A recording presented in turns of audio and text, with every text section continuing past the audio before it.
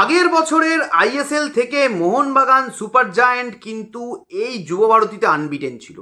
তাদেরকে কেউ হারাতে পারছে না, নড়াতে পারছে না, হেলাতে পারছে না, কিছুই করতে পারছে না।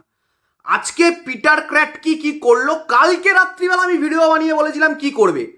আমার মনে হয় এটা যদি সার্জিও লোবেরা দেখতেন আমার ভিডিওটা, তাহলে মনে হয় একটু হেল্প হতো। জোকস পার্ট, একটু মজা করেই বললাম যে কুইক ট্রানজিশনে গিয়ে মোহনবাগান ডিফেন্সকে চাপে ফেলার একটা পদ্ধতি, কুইক ট্রানজিশনে গিয়ে মোহনবাগান সুপার জায়ান্ট টিমকে ধরে ফেলা যেতে পারে তাদের ডিফেন্সকে। কারণ অ্যালবার তো উঠতে পারছে, নামতে পারছে না, আমি আগেই বলেছিলাম আজকেও পারেনি। প্রথম গোলটার ক্ষেত্রে তোমরা যদি দেখো, আজকে সুভাশিস বোসকে নাচিয়েছে ফার্স্ট হাফে, চাংতে পুরো নাচিয়েছে, ফার্স্ট হাফটা একদম নাচিয়েছে, কিছু করার নেই। সুভাশিস কখনোই গতিতে পেরে উঠবে না চাংতের সাথে। এবার কি হলো, গোলটার ক্ষেত্রে চাংতে ডান দিক থেকে গতি বাড়িয়ে একটা স্প্রিন্ট নিল। অ্যালবার তো খুব কষ্টে ওর গতিটাকে ম্যাচ করে কোনো রকমে ওই জায়গাটাতে গিয়ে পৌঁছানোর চেষ্টা করলো, কিন্তু সেখানেও টাইমিংয়ে ভুল বা ওর গতিটাকে পুরোপুরি ম্যাচ করতে পারলো না। ওইখান থেকে আজকে ম্যাচের যতক্ষণ মাঠে ছিল মুম্বাইকে অন্য টিম লাগছিল। সেই প্লেয়ারটার নাম হচ্ছে পেরাডিয়াস। কালকে আমি বলেছিলাম আমার ভিডিওতে 35 বছর 36 বছর বয়স হতে পারে, লোকটার মধ্যে কোয়ালিটি আছে, লোকটার মধ্যে সেই এবিলিটি আছে। এবং যে লিঙ্ক আপ প্লেটা আজকে করছিল ভাই, আউটস্ট্যান্ডিং, ওটিজের সাথে, সাংতের সাথে, নওফলের সাথে। এবং সেই যেটা বলছিলাম, সাংতের বলটা পেরাডিয়াস সুন্দর আস্তে করে ওখান থেকে লে অফ করে দিল সেই মোহনবাগানের এক্স প্লেয়ার জনি কাউকো। এবং জনি কাউকো বলটাকে ফাঁকা নৌফলের সামনে দিল, নৌফল সামনে থেকে সুন্দর করে বিশাল ক্যাতের বাদিক থেকে 1-0 করে দিল। এইটা হচ্ছে গোল। এবার আমি একটা কথা বলি যে অ্যালবাতো রদ্রিগেজকে আজকে ওই লেফট সেন্টার ব্যাকটা খেলতে হচ্ছিল বারবার ফার্স্ট হাফে, যেটা আমি ইস্টবেঙ্গলের ম্যাচের ক্ষেত্রে বারবার বলি যে জয়উত্তা ওই লেফট ব্যাকটা ঠিক করে খেলতে পারে না, সেই জন্য আনোয়ারকে ওই লেফট ব্যাক পজিশনটাতে গিয়ে খেলতে হয়। এবং আজকে অ্যালবার্তোকেও সেটা করতে হলো, এবং সেইখান থেকে মাঝখানের জায়গাটা ফাঁকা। আজকে যদি অ্যালবার্তো ওই জায়গায় না থাকতো বা মেহতাব যদি পজিশনে থাকতো, মেহতাবও পজিশনে ছিল না যে সময় গোলটা হয়, এবং সেই জায়গায় দুটো সেন্টার ব্যাক পজিশনে না থাকাতে ওই জায়গাতে ওরা দুটো স্কোয়ার পাস খেলে ফেললো নিজেদের মধ্যে, মানে অ্যাকচুয়ালি 3টে স্কোয়ার পাস। চাংতে থেকে পেরাডিয়াস থেকে জনি কাউকো 3টে স্কোয়ার পাস খেলে বলটা মানে ডান দিক থেকে পুরো বাদিকে, এবং সামনের দিকে যে বলটা দিল ওইখানে আনমার্ক। কারণ যখন অ্যালবার্তো, মেহতাব তারা পজিশনে থাকছে না, তারা যখন ওই জায়গাতে চলে গেছে ওই দিকটাতে, তখন অভিষেক সিং বা অভিষেক মিথাই কিন্তু ভেতরে ঢুকে এসছে। অভিষেক কিন্তু নওফলকে ছেড়ে দিয়েছে, লেফট উইঙ্গারকে, এবং সেই জায়গা থেকে নওফল গোল স্কোরিং বুটটা এই সিজনে পরেই নেমেছে, এবং সেখান থেকে 1-0। এবং এটা তো গেল গোলটাকে বারবার আমি বিশ্লেষণ করলাম, মোহনবাগান প্লেয়ারদের ভুল, মুম্বাই প্লেয়াররা কোথায় ঠিক করেছে। বিশালকে যে সেভগুলো নিয়ে কি বলবে বলো তো? আমি দেখতে চাই বিশাল যখন ন্যাশনাল টিমটা আমাদের অ্যানাউন্স হবে, বিশালকেই তো আমাদের ইন্ডিয়ার জার্সি পরে খেলছে।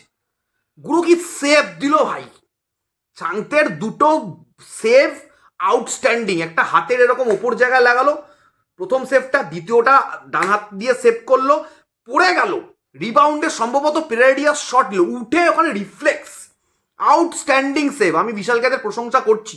আজ বিশালকেই না থাকলে সার্জিও লেভারের ট্যাকটিসের তো মানে ফার্স্ট হাফই পিটার ক্র্যাটকি যা করার করে দিয়েছে, যা করার ওইখানেই করে। ওপর থেকে বলগুলো ওভার দ্য হেড লব করে যে বলগুলো দিচ্ছে, ওইখানে টাইমিংয়ে পৌঁছাতেই পারছে না এই টিমটা। এখন অব্দি মেহতাব, অ্যালবার্তোরা এখন অব্দি কেউ চ্যালেঞ্জ করেনি সুভাশিস বোসদেরকে। এই প্রথম আমার মনে হলো, ব্যাঙ্গালোরও কিন্তু পারেনি আগের দিন চ্যালেঞ্জ করতে, যাই বলো, এই প্রথম 45 মিনিটে আমার মনে হলো কেউ চ্যালেঞ্জ করলো এই টিমটাকে। এবং আজকে বিশাল না থাকলে আবারও বলছি, বারবার বলছি, এই 1-0 রেজাল্ট হতো না। এবার আমরা দ্বিতীয় হাফে আসি। দ্বিতীয় হাফে খেলা যারা দেখেছে তারা মানে কি বলবে, 17টা কর্নার পেয়েছে মোহনবাগান, সেখান থেকে গোল করতে পারিনি। এবার এটাই হচ্ছে আর একটা ভাবে আমি বলতে পারি, গোল করতে দেয়নি মুম্বাই। যারা মুম্বাই ইন্টারকাশি ম্যাচ দেখেছে, যেখানে মুম্বাই 2-1 ম্যাচটাকে বার করে নিয়েছে, সেই জায়গাতেও কিন্তু মুম্বাই ওই লাস্ট অব্দি লড়ে গেছে। প্রেশার অ্যাবজর্ব করার যে ক্ষমতাটা, পেরাডিয়াস উঠে যাওয়ার পর আপফ্রন্ট বলে কিন্তু মুম্বাই আর কিছু থাকলো না।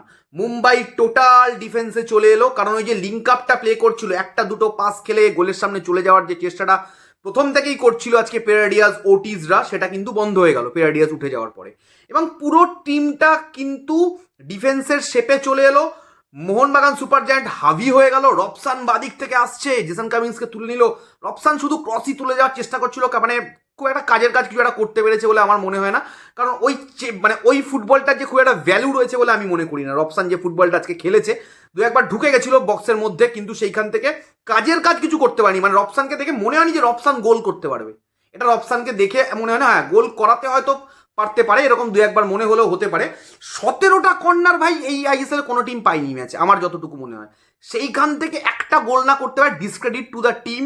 মোহনবাগান সুপার জায়েন্টের যেটা টার্গেট ম্যান রয়েছে, মেহতাব থেকে শুরু করে অ্যালবার্তো থেকে শুরু করে, সেই টার্গেট ম্যানদেরকে খুঁজে নিতে Dimi পেট্রাডোস, majority of corner Dimi পেট্রাডোস নিয়েছে। রবসান রবিনো মাঠে নামার আগে অবধি ব্যর্থ, রবসান রবিনো কর্নার নিতে ব্যর্থ, এবং সেই জায়গা থেকে এই মুহূর্তে ম্যাচের যা সিচুয়েশন, লিগ টেবিলের যা সিচুয়েশন, এই সব কিছুর পর কিন্তু মুম্বাই সিটি এফসি 6 ম্যাচে 14 পয়েন্ট নিয়ে কিন্তু লিগ টেবিলের সবার ওপরে, এবং 6 ম্যাচে 13 পয়েন্ট নিয়ে কিন্তু এই মুহূর্তে লিগ টেবিলের 2 নম্বরে রয়েছে মোহনবাগান সুপার জায়ান্ট। পুরোপুরি সেকেন্ড হাফের এই ডিফেন্সিভ স্ট্র্যাটেজি, সেই স্ট্র্যাটেজিটা কিন্তু সার্জিও লিওরাকে আটকে দিল, এবং নিজের প্ল্যান বিও কিন্তু আজকে সার্জিও লিওরা কাজ করলো না। ব্যাঙ্গালোরের সাথে ড্র, মুম্বাইয়ের সাথে পয়েন্ট ড্রপ করে, এবং তার আগের দুটো ম্যাচে 5 গোল করে মোহামেডান আর উড়িষ্যাকে মারার পর টিমটার যে কনফিডেন্স ছিল, কিছুটা আমি বলবো উইক টিমগুলোকে 5 গোল করে মারার পর মোহনবাগানের যে কনফিডেন্স ছিল, সেইটাতে কিন্তু একটা বড় ধাক্কা আমি বলবো। এবং কেন সাহাল আব্দুল সামাদ মাঠে নামে না, এই প্রশ্নটা তো কোচকে করতেই পারে যারা ফুটবল ম্যাচটা আজকে দেখেছে। কেন 60 মিনিটের পরেই সাহাল আব্দুল সামাদ আসে না? কেন ডিমি পেট্রাডোসের অহেতুক এলোমেলো ফুটবল বেশিরভাগ সময় আজকের ম্যাচে আমি যতটুকু দেখেছি? এতটাও ভার্সেটাইল কোন একটা প্লেয়ারের হওয়ার দরকার নেই।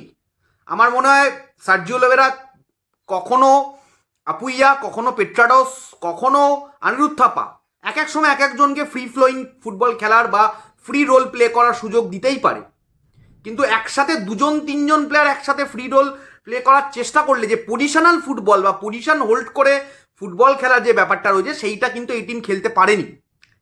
দ্বিতীয়ত হচ্ছে আর একটা জিনিস আমি বলবো, যে লিস্টন কোলাসো আটকে যাচ্ছে যখন বারবার, সেই জায়গায় কেন মনবীর সিং আগে আসবে না? মনবীর সিংকে যে সময় নিয়ে আসা হলো, সেই সময় কি একটা প্লেয়ার ম্যাচের গতির সাথে সামঞ্জস্য রেখে বা ম্যাচের গতির সাথে মানিয়ে নিয়ে ম্যাচের রেজাল্ট বদলানোর মতো সময় কি তাদেরকে দেওয়া হয়েছিল? আমার মনে হয় না। সার্জিও লিওরা অনেক বড় কোচ, এই নিয়ে কোনো প্রশ্ন নেই। ভারতীয় ফুটবলে আইএসএল এই মুহূর্তে যারা কোচিং করাচ্ছেন, তাদের মধ্যে 1, 2, 3 সার্জিও লিওরা থাকবেন, কিন্তু ওনার এই যে স্ট্র্যাটেজি, আগের ম্যাচেও ভুল ছিল বেঙ্গালুরু ম্যাচে, এবং সেই মানে 3টে চেঞ্জ উনি একসাথে আনলেন, একদম শেষে আনলেন, ম্যাচটা জেতার চেষ্টা করলেন না, অ্যাওয়ে ম্যাচ মানা গেছিল। আজকেও কিন্তু স্ট্র্যাটেজিতে ওনার ভুল দেখা গেছে, সেই জন্য রেজাল্টও কিন্তু আসেনি। এবং এটুকু তো বলা যাবেই, ম্যাচে 1 গোল মুম্বাই দিলেও গেম রিডিং, গেম স্ট্র্যাটেজিতে আজকে পিটার ক্র্যাটকে কিন্তু 5 গোল দিয়েছে সার্জিও লিওরাকে। এইটা আমাদেরকে মানতেই হবে, এবং এইটা আশা করছি যারা যারা খেলা দেখেছে তারা প্রত্যেকে আমার সাথে একমত হবে।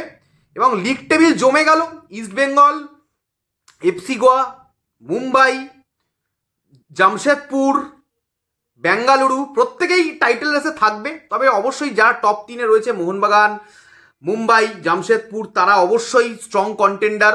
14 পয়েন্ট, 13 পয়েন্ট, 12 পয়েন্টে যারা রয়েছে, আর যে টিমগুলো 8 পয়েন্ট, 9 পয়েন্টে রয়েছে, 8 পয়েন্টে বেঙ্গালুরু এবং ইস্ট বেঙ্গল, 9 পয়েন্টে এফসি গোয়া, তাদের জন্য টাফ হয়ে গেল। ইস্ট বেঙ্গলের থেকে 6 পয়েন্টের গ্যাপ হয়ে গেল টপ অফ দ্য টেবিলে যারা রয়েছে। এই ম্যাচটা ওই টিমগুলোর জন্য কিন্তু ড্র হলে ভালো হতো, এই ম্যাচটা ড্র হলে ভালো হতো, বাট হয়নি। তোমাদের কি মনে হচ্ছে এই ম্যাচটা নিয়ে?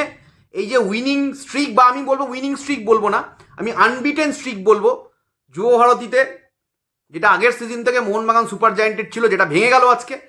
কেন ভেঙে গেল সেটা নিয়ে আমরা ডিসকাস করলাম। তোমাদের কি মনে হচ্ছে অবশ্যই কমেন্টে জানিও। থ্যাংক ইউ সো মাচ যারা যারা ভিডিওটা দেখলে, অবশ্যই চ্যানেলটাকে সাবস্ক্রাইব করো। দেখা হবে খুব তাড়াতাড়ি নতুন একটা ভিডিওতে। এখনের মতো সকলকে টাটা।